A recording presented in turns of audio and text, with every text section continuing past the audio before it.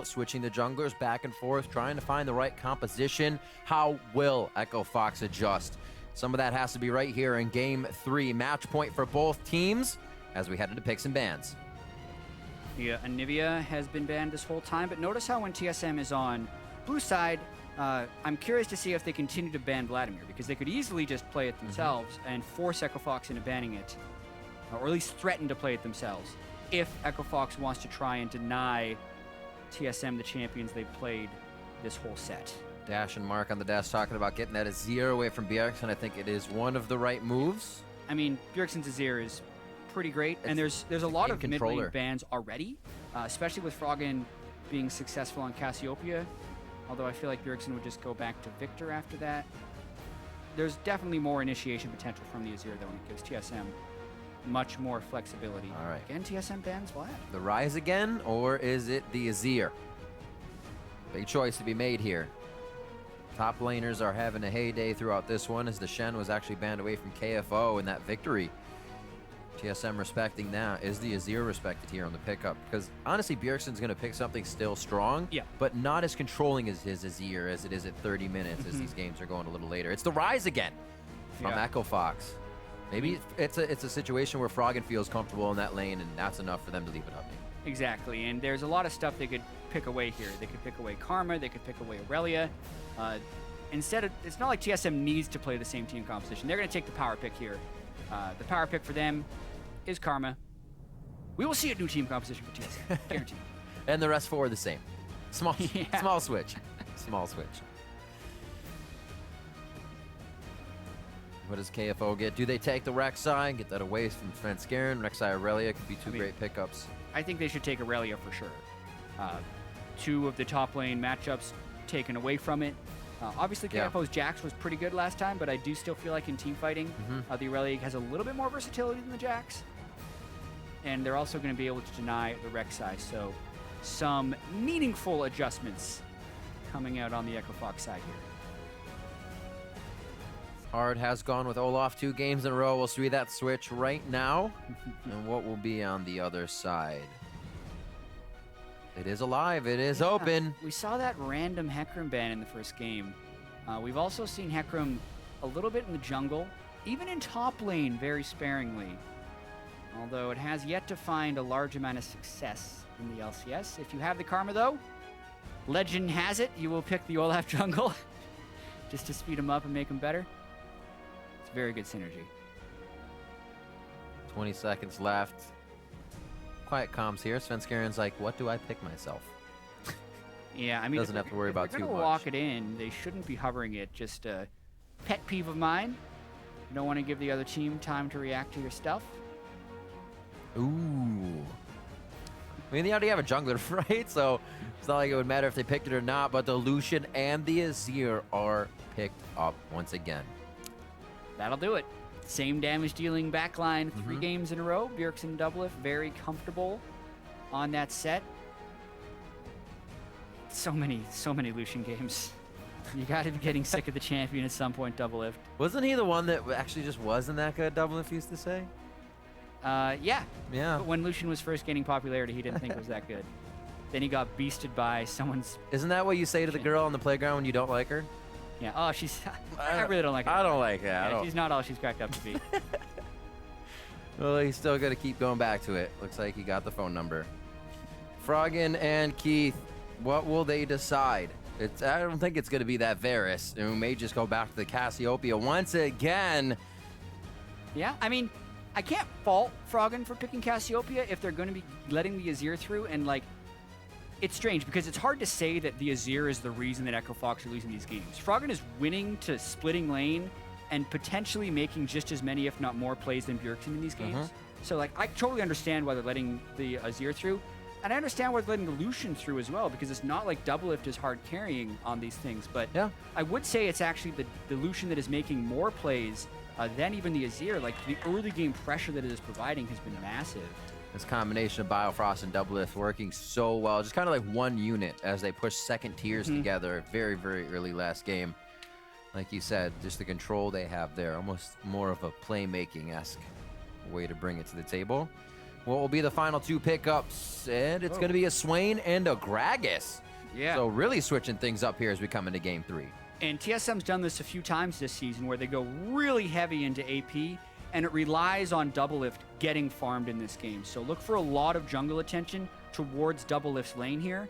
Otherwise, they're going to be very easy for Echo Fox to stack a bunch of magic resistance and make TSM's damage footprint a little bit irrelevant. Well, we've seen his positioning very, very good. He's got a lot of front line as well to sit behind on this one. And the shields of Biofrost Karma this time instead of the Nami. What will they round out the composition now? Again, big kind of getting that last support pick. Yeah, trying to figure out if they want the sustain from Nami, if they want some tankiness maybe. It would be nice to get something that can build a locket very early. Sometimes the tanky supports are good there, but that also gets beasted by the Karma in lane, and that's what's really important here is that they have a strong laning presence. The Zyra would fit that build. Zyra's very difficult to lane against and has a lot of poke damage, so I kind of like that pick as long as he doesn't die 10 times, which sometimes Zyra does. I also really favor your own displacement, your own kind of zone control if the other team has it. Having that cast for Svenskeren, if you just Zyra alt and Stranglethorn in that area as well, it kind of disengages what might give TSM the upper hand. Yeah, and you could tell there was still a lot of discussion for Echo Fox around that last support pick, and at least in the current meta, like your support pick can dictate a lot of how your team composition plays. For Echo Fox right here, KFO will be slightly out of place here since it's really a counter-engaged team composition once again. Cassiopeia already a good counter-engaged champion. Zyra, the best in the business. Yeah, so you're not going to want to dive a turret in that.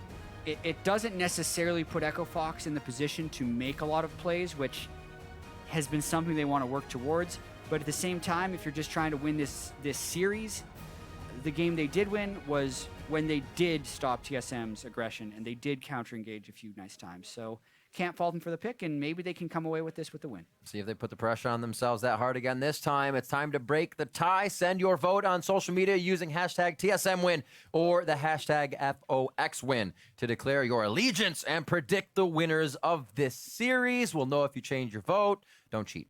We're going to be heading into this one real quick. Everybody's on stage, hoping we get no pause, and this one has been quite intense throughout this series. Like we said, unexpected results already. Echo Fox putting pressure on the top team in the league, TSM, as we enter into the final game of the series. Game point, as I said, going into Champion Select, and that stands true right now. We are on the Rift, and somebody's going to walk away a winner.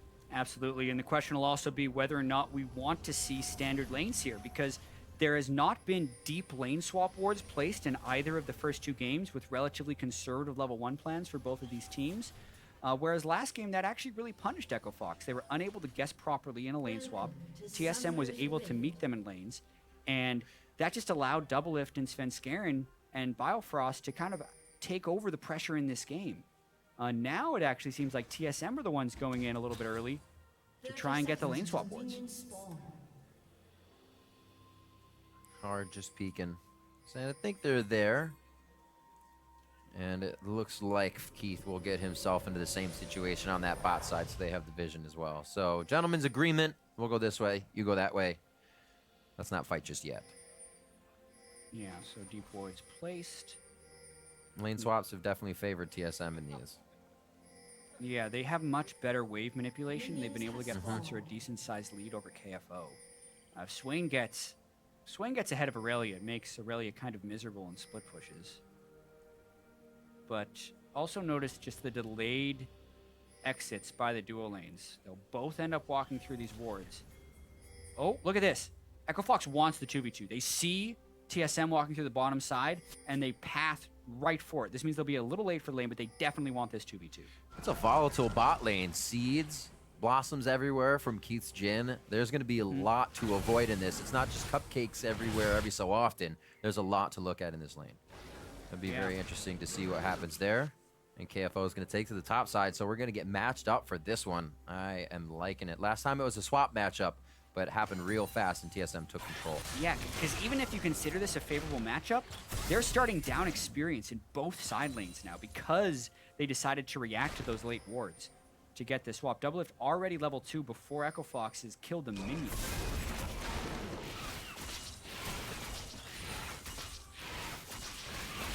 Oh, The plants and the Death Blossoms from Jhin will be rather annoying, but Ooh. it's also going to be tough to deal here. They're going to start down in experience, and same with the top side. Haunter's going to be able to push in KFO. Mantrid Q connecting as well for Biofrost, so he's doing a great job at keeping Fox at bay in this bot lane. The slow advantages have worked very well, or small advantages, I should say, are worked very well and slow by TSM. They know how to keep them in control and when to spike them as well. Coming up onto 3 minutes, just 20 seconds from now. Last game, we saw Svenskeren trying to get into the lanes. So you can see this one's much slower with the change in jungle. Yeah, definitely. I'm curious where Svenskeren will use his early ganks on. Ditto for hard. They're going for some pressure. I mean, Haunter would have to be pretty low to make this gank work. This is a better gank when you have multiple people to collapse in. Oh, they get a stun. They chain it. That was a Blade Surge to a dead minion, so KFO actually closed the gap. Once again, the never move was perfectly placed from Haunter a few steps before his attackers. Yeah, and I mean, that gank would have been perfect if Haunter had taken any poke damage from KFO beforehand, because you can see the CC chain potential right there. But KFO also wanted to make sure he could get the stun instead of slow, and they thought they'd be able to burst him down in the chain, but they were unable to do so. Never moved from Haunter. Nearly turned it around. I mean, Hard got extremely low after that dive. That also allows for a blue buff steal by Svenskeren. He's a little bit low, but if they get enough pressure in this bottom side, nah, they're taking too much damage to force a Gragas dive. You think you step up and then a few plants pop up in front of your face, the new Zyra definitely causes you to tunnel and then have to relook at what your environment looks like. There's a lot of things popping up all over the place. So we see that Svenskeren does choose to go back, recognizes there isn't too much on the bottom side. That has been Hard's recent excursion. So they'll at least have connection on where Hard is. Also, within that top lane hit, KFO was able to walk back to lane with Haunter's teleport down now. Very true. Although Haunter was able to come back and catch a wave, so despite KFO walking back, Haunter will have the level advantage. Pick that up. Very nice. Both of these guys will be flashlit as well, which means while KFO will want to be aggressive, he'll have to be a little bit more measured. It's a temporary 2-level disadvantage. You can see he'll level up on about the next minion.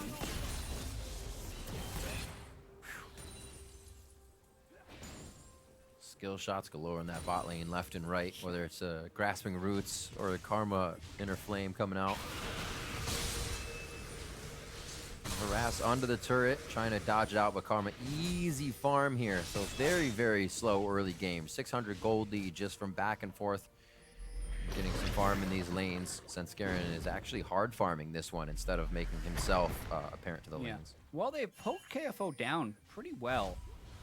He's just got to... Svenskeren is at least threatening the dive. Oh, Krugs respawn though. May as well take those. Hard's going to have the same play on the bottom side available. It's just a matter of how much poke TSM would take, whether or not this is a viable dive. The main difference here, though, is KFO is getting denied. Double to Biofrost still farming. I will say, if one more bit of poke lands on TSM, I'd expect a dive. There's so much damage to follow up here, but it's really conditional. Is the Grasping Root there? Who takes damage first? Is Hard going to initiate? Yeah, KFO can also teleport in behind if they really want to secure this, and here it comes. He is hitting. That was already channeled. They're going to look for Biofrost. It's going to be a very slow Svenskeren trying to walk up. The Grasping Roots don't hit, but they're still able to finalize the kill. They need to get out very quick here. We see Bjergsen slowly walking down, and with that range, he will be able to connect with them about the midway of that lane. Svenskeren looking for the slow as well, and they're actually going to call it off as the chase is too long. Yeah, even if they were able to succeed in the chase, it would still be a 3v4, and that is using the teleport that Haunter had burned to get back to lane against TSM. So I like the gank call there by Echo Fox. Right. TSM tried to outplay it. They still lose Biofrost. They lose all of their summoner spells, but they don't lose the turret. So the gold trade is actually going to be fairly equatable since Haunter was able to get all that farm. Still a good punish attempt and a nice kill to be picked up on direct side. KFO as well, allowing that all to happen with his quick back thinking in the top lane that Svenskeren's just behind me. I might die here. So that back leading to the TP. Fox is definitely looking at the bigger picture here and not just trying to win the laning phase, setting things up for themselves, which is usually what TSM is ahead of in each game. Yeah, and speaking of setup, like, the mobility boots are not something you normally see on Gragas. You usually see the cooldown reduction boots so you can flash into more body slams. Whoa. Oh, all nice right. done. Good turnaround. Can't follow it up, but he does stop himself from going down. Flash alt used for Froggen on that Petrifying Gaze. Yeah, nice job by Froggen to stuff that one. Also gets some good harass down onto Bjergsen. But yeah, those mobility boots are really interesting. It allows him to move from point A to point B much faster, but it does limit the frequency in which he can make unstoppable initiations with the body slam flash combo. Not a very common pickup on Gragas, I would have to say. It's almost like an oxymoron. Look how fast he is. But not. Zooming around. As soon as he's in combat, of course, he slows down to a snail's pace. He's got to drag all those presents around. TSM went 85%. Yep. Honestly, if you're even just thinking about the odds, not even factoring in the fact that TSM is usually a fan favorite, the 6-0 team versus the 1-5 team is going to be close to an 85% chance to win. That's why we call it a trap game. They lose game 1. Yep. Envy is also a formidable foe. Match of the week will be coming up tomorrow between TSM and Envy. But TSM have to finish this one off first if they want to stay undefeated. And the game is still pretty close. Definitely going to have a few more thoughts than they would have considered coming out of this game. And Hanser's going to have a few more thoughts about pushing up that far. He has the vision, but the vision doesn't go straight down the lane. And look at this! Hanser is healing himself right up. KFO's forced to flash. He's slaloming the minions, and he's going to ski himself almost to safety. The grasping roots coming in from big on the flash and exhaust. They had to use a lot to take him down. Yeah, Echo Fox had to work for that one. That's 2 flashes and exhaust and also 2 ultimates burned, but they still get the kill. And because it's 9 minutes in with the cannon wave, they're going to get the turret as well. So overall, that is worth it right there. Nice timing on the gank. Big landed a lot of critical skill shots despite Hanser being able to juke most of the Keats. TSM will get the turret on the other side, but stands the kill. 72 to 46. They were saying Hanser's had a little too much free time CSing. We need to shut him down. They put quite a bit of resources towards that top side. They're going to actually keep going, as it doesn't look like TSM is going to give up their push either. Hanser not the greatest wave clear, and there's nothing to stop TSM on the other side, so they're going second-tier turrets for both. And this is where you have to track who is ahead on the race and who can retreat faster. Oh boy. TSM is That's ahead. TSM. So there's no need for them to stop necessarily. And it's all about how much you're willing to commit to the play. 5 people on Echo Fox are thinking about this one, and they call it off, as TSM shows. They know TSM's too far ahead, and I think TSM will probably end up backing away as well. It's just a straight-up turret trade. So not too damaged. A little bit better of a cleanup here for Hanser. He's going to get that way before the turret, and you can already see it crashing in for Fox. So Hanser, very nice cleanup for him. And he's going to pick up whatever comes into this bot lane. He'll have a few ways to push in safety. TSM now back to controlling the map. We'd actually seen Echo Fox on TSM side for quite a while there. But then trading back and forth. TSM get the vision, start the objectives, and this is where they start to catapult themselves. Yep, this is the reward from being ahead in tempo on the side lane turret push. When Echo Fox was forced to recall, TSM wasn't.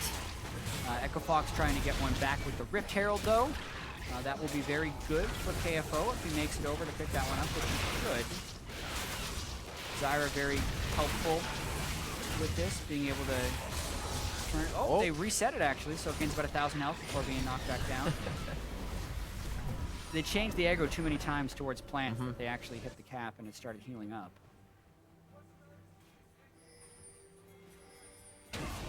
Bjergsen 106 to 113. It's been the Cassiopeia Azir every time. These guys know what to expect in lane. It's what can they provide for their team after they get out of this, because really they haven't provided much trouble other than lowering each other's health bars, coming back to lane and doing it again and farming. I mean, it's very true. It's all about the playmaking, really. Who can assist better with the ganks? Whoa, really interesting. I think he's trying to clear Zyra and Jinult. I like it. Clear, but they might. Oh, I said they're gonna get him! Oh, Svenskeren steps in range as Hanser just breaks the tether. The unlikely death almost became the one that took Hanser. Yeah, so a failed siege there by TSM, and great job by Keith and Big to defend that with their ultimates. I was actually thinking Big might have got too sure of himself there. It was a very scary spot, but Stranglethorn's going out. Definitely made TSM turn away quick. And here it doesn't even feel like they're safe enough to, or feel secure enough to run through the jungle. And it is going to be tricky for Svenskeren to make these initiations work against the Cassiopeia and the Zyra. And he hasn't really made these mobility boats work so much, unable to rotate to the right ganks. And slower in fights, but they move right over to mid lane. Jhin and Zyra ults are down. Cancels the teleport, actually, because there's a big wave bottom. He's going to try to save that turret. A little extra time on the minion in mid. Help them with some damage. And I guess he stops KFO from taking that overall, but opening up mid. Maybe they just weren't sure that would have happened for them. Yeah, not sure if that was a mixed call or if they saw new information with how many people Echo Fox had retreated far, because the teleport will scare them off the turret, but at the same time, he didn't want to lose the farm bottom lane. So he scares them partially off the turret, gets the farm bottom lane, and will get a reduced cooldown on his teleport. That's still a pretty critical cooldown now the KFO has teleport advantage, and they didn't even get a turret for it. They just got some damage. Are we really favoring that 30-ish CS lead that he has over Haunter, or has over, I should say, KFO? That would have been cleaned up quite well if he did TP mid. So it keeps him good. Rod of Aegis charging up. He's not massive yet, but he's actually trying to get to that point. So plays it safe. If that's the way they thought about it. 122 to 92 as well for the 80 carries. In another game where Keith picks Jhin, and a third game where Doublelift is on that Lucian. You're just back to clearing out the waves as some outer turrets still stand. Gold to be picked up here. Who's going to be able to spike better with it? Yeah, obviously with very the Ghost slow blade, going. with the Ghost Blade on Doublelift right now, he is much stronger than Keith's Jhin.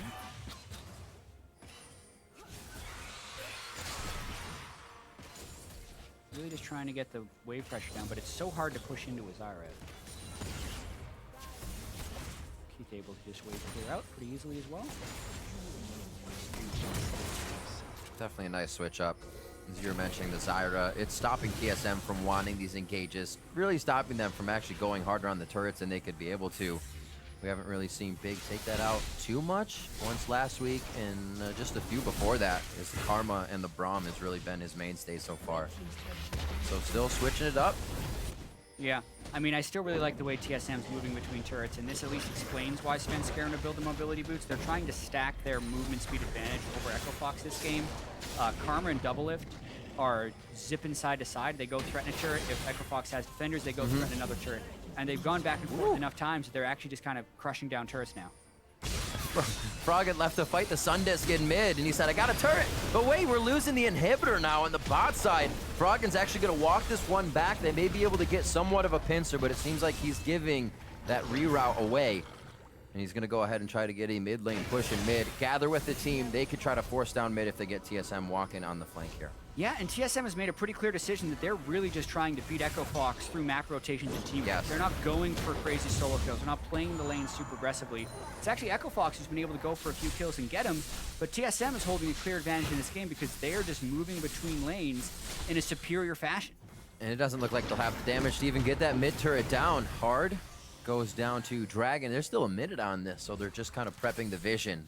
But TSM isn't, even with their map movement, allowing Fox to feel comfortable doing damage to a turret. They back off with what position they had in mid. You see the Scuttle Cab also going over to Svenskeren. Yeah, Svenskeren also doesn't go the Runic Echoes Gragas, which many people do. He's gone Syndrome. Big guy. So full tank Gragas, knows that the small damage, magic damage increase he would have got from the Runic Echoes isn't going to matter since there's going to be a lot of magic resist, most likely on Echo Fox anyway. Haunter and Bjergsen on two magic dealers. May as well just be a tank, which means his presence needs to be known. Haven't really seen TSM's committed ults here. No Cask has come in. Bjergsen usually waits quite long before he gets his Emperor's Divide in. But if you look at this, they're consistently just using the Mantra'd Shield by Karma to zip around the map. And as they move into the Echo Fox jungle, it gives Haunter time to finish off the top lane turret, and will now be a 3-turret edge without shedding any Echo Fox blood. 0 kills, but they get 5 turrets because they're just moving around in a smarter fashion. Usually we see these teams a few kills for TSM, but when you're able to just go around a team, there aren't very many kills once you get to the Nexus. These are awesome games to watch. Here TSM actually isn't getting kills, but they're still in the lead because they're, like you said, working that rotation so well. Fox just doesn't even have the chance to engage. As TSM says, peekaboo, we're in, we're out, and we took what we needed. Here, not even really deterred by the curtain call. Yeah. I mean, KFO is off defending. Okay. So, there's the Froggen ult. There's a follow-up. That's the long-range utility and crowd control they're looking for. Fox almost doesn't even have to enter the fight themselves. And they found a Svenskeren. Oh, man. That's Froggen. he's trying to be the playmaker, really. But Echo Fox is consistently on the back foot here. They're always getting pushed in. Yes, they're able to get a few kills back, but they'll need to make more plays like that to actually gain a control in the game. And it's a continuation of the problem that Echo Fox has spoken about of just not doing anything. They're not finding ways to proactively come back in the game, and they need to continue to make more of those. Otherwise, TSM will suffer a short casualty. Spenskaren will use those mobility boosts to run back to base. Double's going to be getting more damage on that mid lane turret. One of the things that we question is, as Echo Fox continues to move on, there's great solo lanes, and we see how that can synergize, but they also like to build around Froggen, or will audible to building around Froggen in the game, letting him. And the question is, when can that stop? Yeah. In this game, I mean, TSM can just match him with Bjergsen, and then the rest of the map falls behind, so TSM will end up winning. Still a relatively tight game, though. Only 2,000 gold. But honestly, TSM is just toying with Echo Fox as far as their ability to move between these turrets. Understanding the errors of their game 1, and not really letting those come to fruition here in either game 2 or game 3 from what we're seeing. A 3K gold lead as we see this dive once again go wrong. Yeah, and I mean, Froggen just kind of walks up to them is what it looks like. Spenskaren was trying to hit the turret. It's rooted by Big, and then he turned to throw a barrel. And that's when he gets stunned by Froggen's ult. Actually caught Haunter on the outside too. That would have been probably those guys dead after the cast, so everything working in their favor as the turret stands, and they're able to continue clearing the waves. But pretty insane. Well, the turret's down, I should say. Pretty insane that 6 turrets are already down for TSM with 0 kills. Can they win the whole game with 0 kills, is the question. Still close. Another Mountain Drake would come up that will increase their objective-style gameplay. It will. It also leads into their second game not being as good KDA-wise because they don't have any kills. So the stats don't lie. Yeah. Oh, my goodness. Drake going over once again to Mountain. Wow, TSM is just rolling Mountain Drakes left and right this game. Absolutely. It's the 5th Mountain Drake spawn in the last 2 games. Yeah. Is it going to be another triple Mountain? No, Infernal is next. Oh, Infernal. Yeah, so we got double Mountain Infernal. That's good combination for TSM. Oh. This will be interesting. Echo Fox trying to make a play. Haunter would have to teleport in to save it, but Echo Fox doesn't have very good initiation. They have to flank if they want to trap them. You see a bit of what they have in mind there. The seedlings go out, you hit with the plant, and then you can actually get that Jin stun and maybe follow up on it, but there's not much follow-up that they have. Yeah, and TSM isn't actually looking to fight here. Looking to push Echo Fox into the jungle, cut them off, and then get the mid lane turret. Every move that TSM is making is predicated around getting turrets. They have to worry about the Baron sneak, though. 20-minute Cassiopeia can kill it pretty fast. TSM is going to recognize this, but that Baron's going down really quick. Zyra Cassiopeia take it. 5,000, TSM collapsing. Oh. I mean, they pull TSM off, but you lose so much ground when you try something like that that you've been building. Now we can see TSM may have the inner side on mid lane, but they don't have the waves. They're actually just looking to pick up KFO on the rotation and now clearing the vision around there. TSM, though, has double Mountain Drake. So if they wanted to, they have a higher threat of stealing it. They know a pink ward's on here. That'd be very bold if they decided to go for it. Oh, they're very bold. That's for sure. Azir can move over to DPS more. Put these guys in quotes. Control B, bold TSM. They're going to back out, though. Italicize only. Got to be more elegant in their ways of winning the game. They tried the bold strategy in game 1. It backfired. Yeah? Elegance is the way. Discipline. Only when you're 100% sure of yourself. Echo Fox looks pretty sure that they can get this mid lane turret down. Spenskaren will add to the defense. Cask out. It just drops one for the homies. That's not going to hit anybody. It looks like they do get the minion wave cleared, though, if nobody did get dispersed out.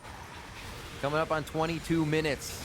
TSM still, I don't even know if they're looking to get a kill, but looking to get themselves inside the base without any more trouble. We saw the Baron attempt back and forth. Both teams feel comfortable at trying to sneak that now. And if Echo Fox can get it, they might be able to find the turnaround they had in game 1.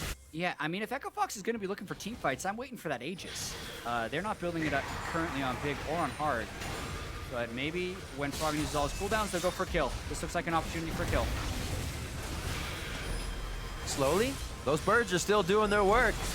Here comes the curtain call, and it may just be curtains for the Raven. Haunter's able to get himself out. Just flying away. So hard to kill Swain, man. Zonya's Roa. He's done that in a couple of his games on Swain, just boldly split pushing, daring a jungler to come with him, and he puts the damage down on the main damage threat, knowing that the jungler is a tank. He pushes him out of the fight, and then he's able to escape. It's happened a couple of times now for him.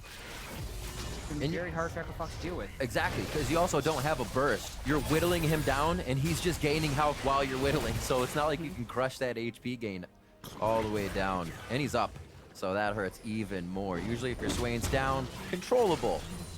Not so much for Haunter this time. 207, still got about a 30 CS lead over KFO here as they start to work what is kind of a 1-3-1. You can see TSM milling about in the jungle, but they're getting the lane set up now. Yeah, and the later it gets, the more TSM has a chance of rushing down Baron. Also, they've taken so many of Echo Fox's outer turrets, makes it easier for TSM to get map control, because they have not broken the game open in any sense of the word yet, but they are laying the foundation to win the game. Whereas Echo Fox is so far in the back foot that they haven't really begun planning at all. They just have the funds to do so. Ooh. Oh, those Zyre plants. Eye of the Watchers, Sork Boots building into more damage. What the heck? Doublelift just soloed Keith.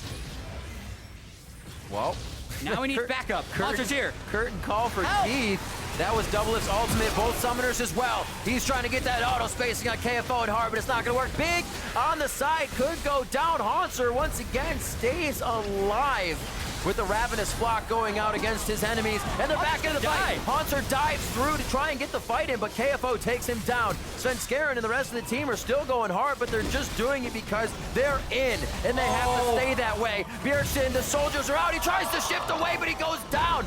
Svenskeren so tanky along with Hard, and they're the two left standing because they have so much HP. The Rek'Sai quadra kill, not your ideal goal distribution for Echo Fox. And I'm going to have to see that solo kill again. It did put Doublelift in a very risky situation because all summoners are up on Keith and Doublelift. But he sees Keith walking close, just pops Ghostblade, decides to go. Keith flashes in somewhat of a straight line. Culling takes him low. Doublelift gets a little minion block and dashes for the double shot, but he used all his summoners and his heal and everything to get in there, leaving him very vulnerable. And you look at the minimap, everyone on Echo Fox is coming up, so Haunter then tries to play a little defense smartly. KFO dashes, gets a nice reset to just go right on the Doublelift, and they burst him down. Here, though, when TSM decides to turn, it's obviously very dangerous because Froggen has taken Haunter incredibly low. Honestly, Bjergsen's cutoff there could have been a little bit more delayed if they wanted a bigger play because Haunter died right at the start. Nice sneaky kill by Bjergsen on Big right there while KFO and Hard were focusing him. But then Hard was able to stay in the fight and pick up a quadra. I had to say, would you rather have an Azir triple kill or a Rek'Sai quadra kill? I would take the Azir triple kill every single time. Yep. So even though that is a 4 for 4, it's advantage TSM. And this guy's building Cinder Hulk and tank not catch! Damage. But I guess the catch doesn't matter if you're the first one with the aggro. Svenskeren has to rethink this situation, but still stays with the team, knowing they may have to get this Baron away from Echo Fox. They're going to have to taunt, they're going to have to bait, and they're going to have to do their hardest. Yeah, this is still really dangerous, though. All summoners are burned in the last fight, so look for the pick and look for Froggen to keep the zone out. There's no ultimate on the Cassiopeia. Baron's still at 7,500 health, so very interesting fight here. Doublelift still down for 12 seconds, 5v4. TSM's gonna have to turn away initially. The soldiers doing so much damage to the backline. Keith and Froggen, the damage dealers, have to step out of the fight now. And Hard, being the tank, will not allow the rest of the team to get in there and do damage without being spotted. So TSM, a 4v5, gain control of the map once again. That Baron wasn't even close. It's 26 minutes in. Echo Fox used a lot of ultimates to get the pick on a Doublelift. They probably should have gone for a more realistic objective like the Dragon. Now, Infernal Drape will go over to TSM and only increase their advantage despite being the ones who got picked off. Like you said, that Aegis isn't really any closer. We saw the Randuin's coming out first. We see the Kindle Gem still hanging. Yeah. But that's almost the harder way to go about building it anyways. I don't like that build at all from Hard. Doublelift isn't a crit build Lucian, so he's building the anti-crit armor item. Also, the All right. rest of TSM is 4 magic damage dealers, and you just picked up the quadra kill, knowing that Rek'Sai doesn't scale very well, and you're up against double AP. You gotta, yeah. Finish your Locket. He had a Kindle Gem sitting right there. He could have straight up walled the Locket, but they catch Svenskeren again. The big roots for a big man, but they're able to turn it right around. There's no finalizing kill power right now on the Echo Fox side. And what happens then is everything gets turned around right back on you, and TSM are happy to take that fight. Yeah, Echo Fox trying to make plays here. They're actually getting a decent number of picks, but they are getting turned around by TSM a couple of times here. And the Drake advantage is mounting. Since the fights are lasting too long, they're expecting the front end damage to do more, and then Svenskeren come out healthy. Haunter is still there, incredibly healthy. They got Bjergsen. That's the main target, right? Take him down. We might be able to fight the rest. But TSM is so on that play already, they're expecting Echo Fox to do it. Yeah, now being down both solo laners, TSM just going in real aggressively. Just a few presents off from Svenskeren to keep Fox and the rest of the team, or keep Hard and the rest of the team at bay. They'll wait for Bjergsen to come back up, obviously not going too hard out there. But they're not actually afraid to set up the bait either and have Bjergsen come in late for this fight if they're able to start one. Yeah, they're hoping for a quick space check, although that was a pretty dangerous spot to be standing, all things considered, with all of Zyra's spells being up. Still, Doublelift's going to clean out some wars. That's really where TSM will be playing around here. Yeah. Still got about 6 minutes before we see that Elder Drake help anybody out. Yeah, Here's they actually fully catch out Bjergsen there. The Grasping Roots catch him on the tail end, and then Froggen is able to catch him with the Petrifying Gaze. So while it looked like Sven was caught, it was actually Bjergsen who was the one who got fully caught. But with that being said, Froggen put himself pretty close to an Initiator to get the catch, and he fell shortly after. So really it was a trade of mid laners, and then when KFO came around the side to end that fight, Doublelift was able to pick up the kill. Ooh. You can see other things being pieced together as well. Well, KFO wants Magic Resist. He's got that with a recurve bow and a Spectre Call now. Yeah. As he knows there's no aura to come in. These guys are fending for themselves. He's halfway between Spear Visage and halfway between Wit's End. So probably the last time I mentioned it, but I think it is a huge build mistake from a team to not build Aegis against a triple AT team. So much free resistances. So many. It'll be huge when they do complete it, but very huge they don't have it right now. And what is a close game gold-wise, those extra stats would be so efficient. Yeah, true. With everything else considered, it would help even more at this strength for each team. Summoner's up again, Teleport's up again, as both top laners actually kind of pushing each other around on the bot side of the map, fighting around the Bramble Pit for a little bit, but nothing really coming of it. TSM, like you said, is just working the Baron Pit. They're waiting for Echo Fox to make that move, and at least TSM to get the advantage on Baron. With the Wit's End and the Spirit Visage, KFO can win that duel against Haunter, for now at least. This is real interesting because they were thinking about sending Azir down, and they may be able to lose control of the mid lane. So KFO really starting to get some of that side lane pressure. That puts the emphasis on TSM to redouble their efforts of Baron control and baiting, because that split push matchup will lose for Haunter in the long term. Big alt points coming up for these teams. The tunnel from Hard actually doesn't make it over the red pit. He goes too early. Not going to hurt him too much. They just have to go the long way around here, and it looks like he'll trigger Baron. Get a little aggro on TSM. Doublelift willingly getting the call out. Actually playing it very nicely around the plan, so you can see how big you can just kind of cancel a culling with a few. Breathing room for both teams now, but really TSM plotting their next attack.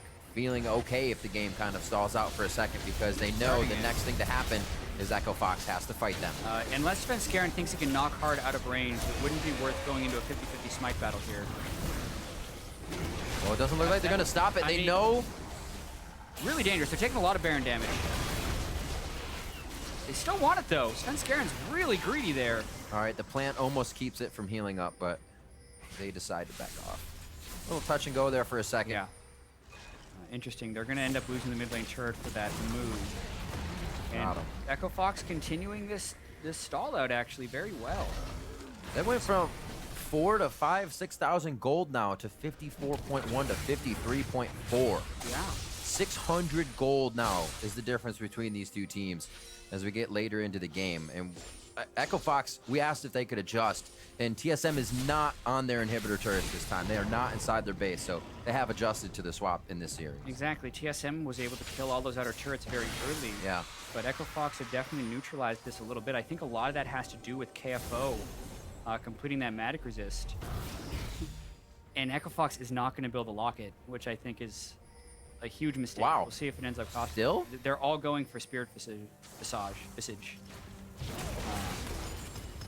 Disappointing, personally. The Executioner's calling now for Haunter, which will help. Yeah, and quite honestly, I wanted Svenskeren to build one as well.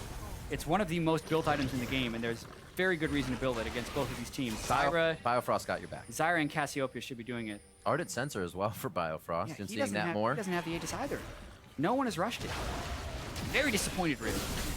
So is Leona. Very sad. Sad days. The Iron Solari does not approve. Sad days for the Sun. At least Azir gets a lot of play. 3 kills for both of those mid laners, as I was just looking at Bjergsen's kind of inventory as he gets bigger and bigger. Froggen as well on items that could absolutely delete the squishies on the side of TSM, so we saw it from Froggen last time. The flash engage is still something that Echo Fox is willing to do. I think TSM just has to get a little bit closer in this engage. That Zyra into a Cassio ult would be huge. Yeah, and they do have the map pressure going on. TSM has the map pressure going on right now, but every time they've tried to move towards this base, they're getting caught by something. Oh. Biofrost. Whew. Doublelift sacrificing his health. Save Biofrost as well. There's that fight between KFO and Haunter. That split is not working as well anymore. This is where TSM last game was able to say, hey, we're going back and forth. We're going to spread you thin here. But now that's not working in the side lanes. Those solos are starting to win, and KFO is stepping up. And they're really not able to push through the Zyra, Jhin, Cassiopeia stuff that just gets thrown out in front of the turret. They're not even getting turret damage when they're doing these sieges. So really, what this tells me, Drake just went down 34 minutes, 30 seconds. That means Elder Drake is up at 40 minutes and 33 seconds. And it'll be 4 Drake stacks if TSM can get it. It feels like TSM actually has to take this one pretty late unless Echo Fox make a big mistake somewhere and start baiting more aggressively around Baron. Or they get Froggen chunked down low and they teleport in to try and go right now. Oh, he's right on a slow though as he comes in. And it doesn't look like they'll be able to finalize anything on that. Hard in a bad situation here. I don't think he's going to be able to tunnel under. He does. Finds safety. Oh, he clicked this other tunnel.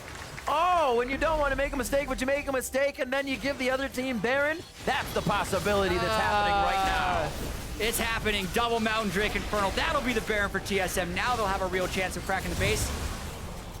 Jhin ult pop. You should cancel that to get the cooldown back as quickly as possible because they're going to need it for base defense. Oh, my goodness. After all of that waiting. Yeah, and they were stalling out so well, too, is the thing. And they had some decent vision control around the Baron area. So for Froggen to take chunked in the middle lane, hard to then be caught out, and then to click the tunnel to go back towards the team. Not ideal. And the first Aegis has been completed by Biofrost. And hard TSM. Hard beta Spirit Viz. Yeah, that's not good. I think that's flat wrong from a build perspective.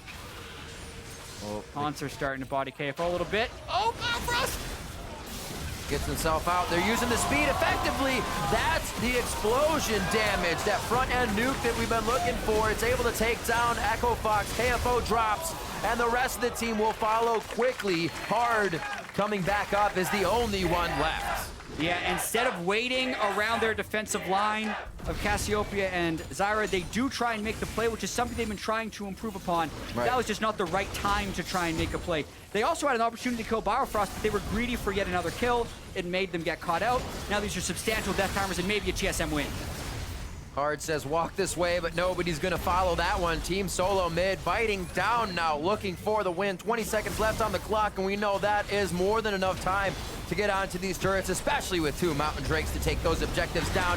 They're going to be on to the Nexus, and what a heck of a series to end like this. TSM are going to find the win over Echo Fox. Yeah, and it was a pretty hard-fought series, all things considered. Only their 3rd series to go the distance for TSM all 3 games, but at the end of it, they win, and they remain undefeated as they move towards playing Envy tomorrow. As well, the mentality of usually winning that first game, losing the second, and then having to win another. TSM had to come out winning 2 in a row on this one. It didn't seem to faze them at all. They understood that our question at the beginning of the day actually happened. Would they get stuck by a trap game? And they did. They did not respect Echo Fox. And Echo Fox came to play today. They did come to play, and it's still going to be a learning thing for them, though, because even with taking 1 game in the match, doesn't count. They did break their 10-game losing streak, yes, but their match losing streak persists now to 6 in a row. And some worrying things to happen down the stretch. I don't agree with some of the builds they decided to go with. Right. They made some questionable calls. They had stalled out fairly well, and they had made a few picks, but those 2 mistakes down the stretch with Hard dying by taking the wrong tunnel, and then grouping up in TSM's jungle while TSM had Baron, knowing 1 lost team fight would mean the game. And they lost the team fight and the game. Right. Echo Fox would always be in slight deficits, and the way they would find to come from behind was pack those pink wards in, find a kill, let's get 1 pick, let Froggen work on the side lane. We can see double sweeper upgrade coming out from TSM. They were always on those side of the jungles before wanting to really activate anything, making sure that jungle was clear, because that's actually the way Echo Fox was getting back in. They're very good at those catches, long range, getting hit by Jin's W, getting hit by the plants. They really had an enabling team there, but they didn't have any finishing kills. Like we saw, Hanser was being whittled down, but he would never die. Yeah, it was really hard for them to secure those kills. And like around the end, it actually did feel like that game was potentially turning in Echo Fox's favor, because they'd stalled out so well and kind of gotten past some of their weaknesses. Because really the series that Echo Fox lost the worst was their series against COG, when COG was lane swapping on them. Some of the fastest games. Yeah, which is why I think a little bit the TSM was finding so much success with their strategy in this series of just, especially in games 2 and 3, rotating around, taking as many turrets as possible. Right. But Echo Fox is actually neutralized. And in that case, it was like, yeah, maybe now they can win. Then they just make the mistake down the stretch, and TSM take the series. Still looking very, very strong, and that's why they sit at the top of the table. We've got some replays on the way, but first, Dom is standing by stage side with TSM's top laner for a post-game interview. Thanks, guys. I am joined by Hanser, the terror in the top lane, the Swain main himself, after that amazing game. Last season, it was Maokai. Now it's Swain. What's up with the champions that just don't die? I don't know. I'm not the drafter. You can ask Parth, but I think just being tanky is like a pretty good stat. Yeah, I mean, it's obviously doing great things for your KDA as you're not dying. But TSM right now, undefeated in matches so far, 7-0. How does that feel? Feels good, but it's not like we're really undefeated because we do lose some matches like today. But we're still like trying to prove and trying to be the best so we don't lose any matches in the future. And it's really hard to like not get complacent because we're on top. So we have to just work really hard. Yeah, well, we're looking forward to that. Now, next week, tomorrow, speaking of matches in the future, you're playing against Envy, and they're looking pretty strong. How do you feel about that? I think it'll be a good match. We've never really played them that much, especially in like scrims or LCS, so it'll be hard to determine how strong we are. And like, I'm feeling pretty confident in our team, but you know, they've been doing pretty well, so it's really hard to decide who's gonna win. Yeah, and any thoughts on Seraph? Got any final things to say before you play him tomorrow? Oh no, good luck. All right, the good old GLHF. Well, Hanser, thank you so much. Congratulations on the 2-1. We're going to send it over to Mark and Dash at the analyst desk. Thank you very much, Dom. TSM scraping through 2-1 victory over Echo Fox. Probably a tougher series than they expected to run into today. Absolutely. But also on the flip side, kind of a heartbreaking loss there for Echo Fox because as Jap mentioned in the postgame there, really in that later portion of the game looked like it might be turning around, right? They had gotten through those rough patches in the mid game where they were getting beat in the top and the bot lanes.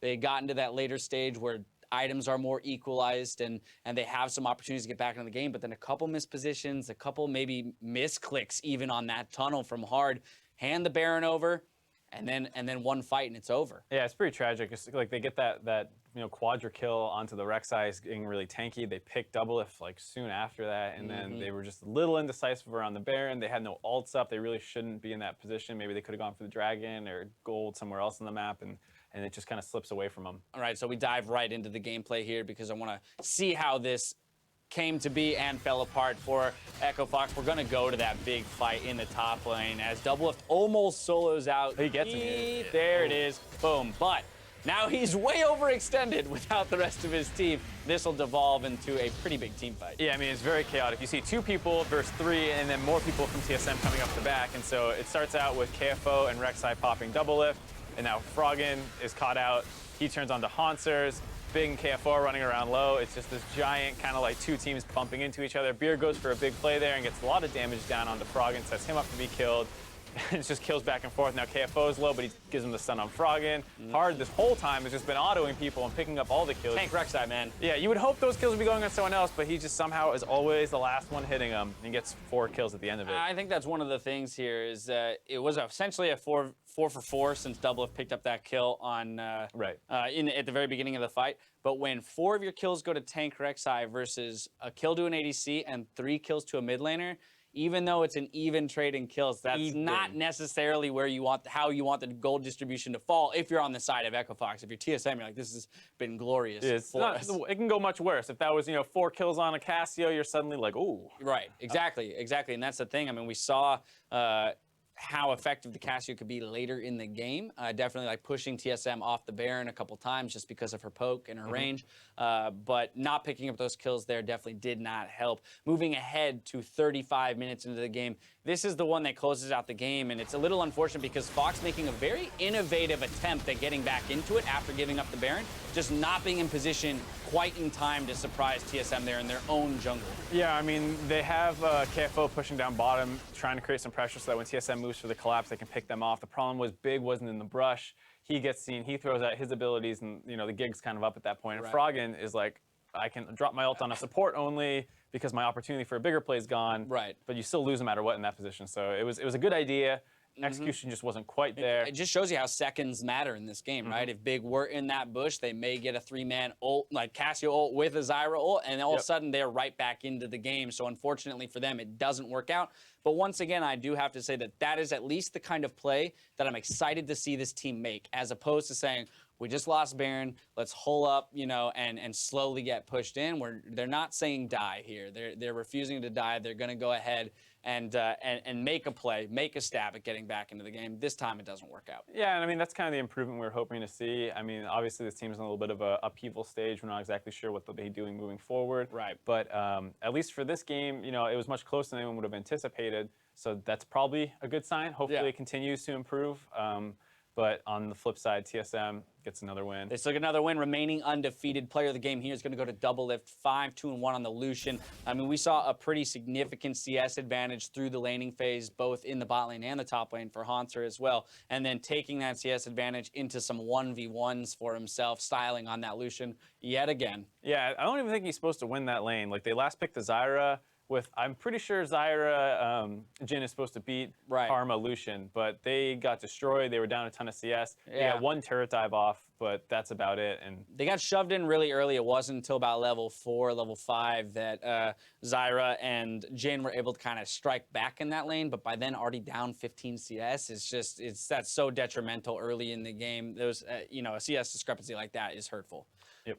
Alrighty, well, that's going to do it for TSM versus Echo Fox. TSM staying undefeated in this split. We're going to hit a quick break, but when we return, we've got Energy versus Phoenix 1 matchup in the Battle Theater. We'll be right back.